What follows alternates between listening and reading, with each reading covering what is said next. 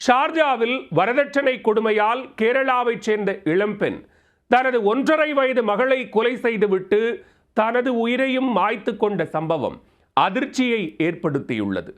அழகாயிருக்கிறாய் என்ற ஆதங்கத்தில் பெண்ணை மொட்டையடித்து சித்திரவதை செய்த கணவர் குடும்பத்தினர் மீது நடவடிக்கை பாயுமா? அண்மையில் திருப்பூரில் வரதட்சணை கொடுமையால் திருமணமான 78 நாட்களில் ரித்தன்யா என்ற இளம்பெண் கணவர் மற்றும் அவரது குடும்பத்தினரின் டார்ச்சர் தாங்க முடியாமல் தற்கொலை செய்து கொண்டார்.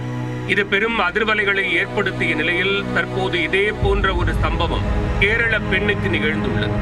திருமணமானவுடன் கணவரை நம்பி வெளிநாடு சென்ற பெண்ணுக்கு நேர்ந்த கொடூரத்தின் பின்னணி என்ன?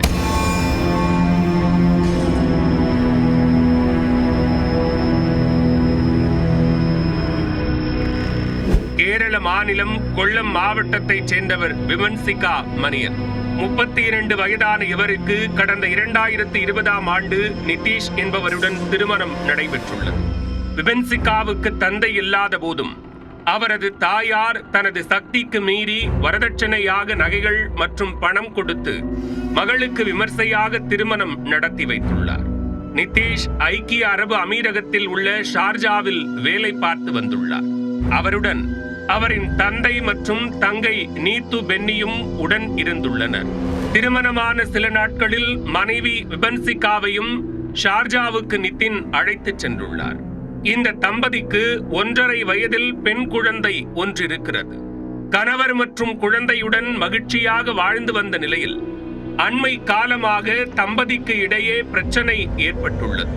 இந்நிலையில் விபன்சிகா தனது மகளை தலையணையால் அமுக்கி கொலை செய்துவிட்டு தானும் தற்கொலை செய்து கொண்டதாக கூறப்படுகிறது.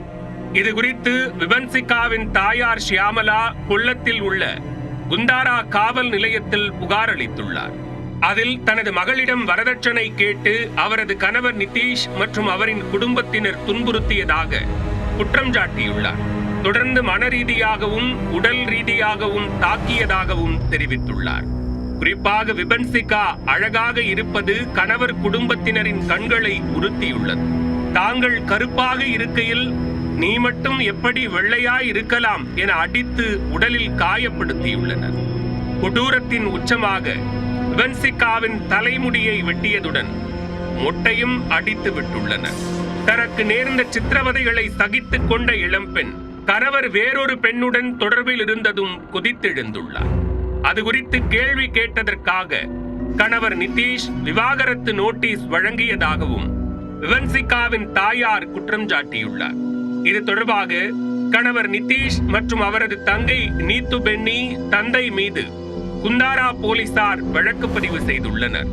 இதனிடையே தற்கொலை முடிவுக்கு கணவர் மற்றும் அவரின் குடும்பத்தினரே காரணம் என விபன்சிகா தனது ஃபேஸ்புக்கில் பதிவிட்டுள்ளார்.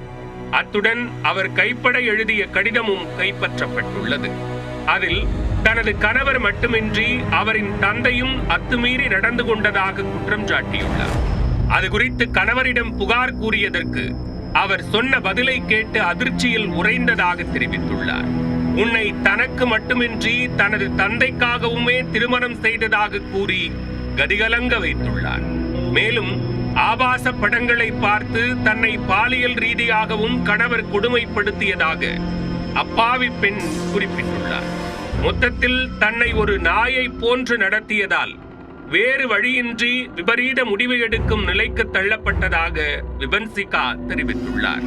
தன்னை இந்த நிலைக்கு தள்ளிய கணவன் மற்றும் அவரின் தந்தையை விட்டுவிடாதீர்கள் என்று அந்த கடிதத்தில் கோரிக்கை விடுத்துள்ளார். இதன் அடிப்படையிலும் 3 பேரையும் கேரளாவுக்கு வரவழைத்து விசாரணை நடத்த போலீசார் தீவிரம் காட்டி வருகின்றனர்.